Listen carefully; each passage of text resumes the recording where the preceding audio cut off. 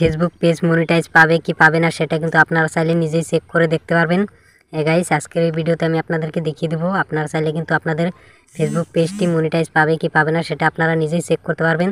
তো তার আগে আপনি যদি আমার এই চ্যানেল নতুন হয়ে থাকেন চ্যানেলটি সাবস্ক্রাইব করে ভিডিওতে একটা লাইক দিয়ে ভিডিওটি দেখতে থাকেন, অথবা ফেসবুক থেকে যদি দেখে থাকেন ফেসবুক পেজটি ফলো করে সাথে থাকবেন। তো চলুন আমি আপনাদেরকে দেখিয়ে দিই আপনারা কীভাবে এই ফেসবুক পেজ মনিটাইজ পাবেন কি পাবেন না সেটা কী করে চেক করবেন। তো সেই জন্য চেক করার জন্য সোজা আপনাদের ফেসবুক চলে আসবেন। তো ফেসবুকে আসার পর আপনি যে ফেসবুক পেজটি চেক করবেন সেই পেজটি আপনি লগ ইন করে নেবেন। লগ ইন করে নেওয়ার পর আপনারা কী করবেন, আপনাদের পেজের প্রোফাইলে চলে আসবেন।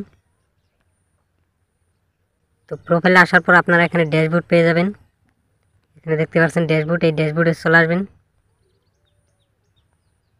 তো ড্যাশবোর্ডে আসার পর আপনারা এইখান থেকে নিচে চলে আসবেন। নিচে আসার পর এখানে দেখতে পাচ্ছেন টুলস, এই টুলসে ক্লিক করে দেবেন। আপনারা এখানে দেখতে পাচ্ছেন এখানে টুলস, এই অপশনটাতে ক্লিক করে দেবেন।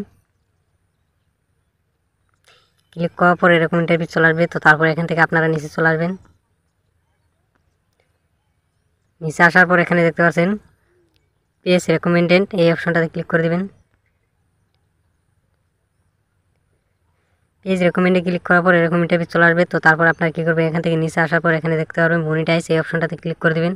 এখানে দেখতে পাচ্ছেন মনিটাইজ, এখানে ক্লিক করে দেবেন। ক্লিক করার পর কিন্তু এরকম ইন্টারভিউ চলে আসবে। তো তারপর আপনারা কী করে বুঝবেন আপনার পেজ মনিটাইজ হবে কিনা। তো এখানে দেখতে পাচ্ছেন এই অপশনটা কিন্তু কালো হয়ে আছে। তো আপনার পেজ যদি মনিটাইজ হয় তাহলে কিন্তু এখানে কালারিং দেখাবে।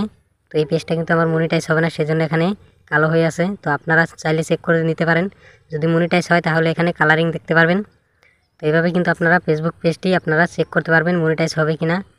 তো এই ছিল আজকের ভিডিওটি ভালো লাগলে অবশ্যই ভিডিওতে লাইক দিয়ে দিবেন আর পেজটি ফলো করে সাথে থাকবেন।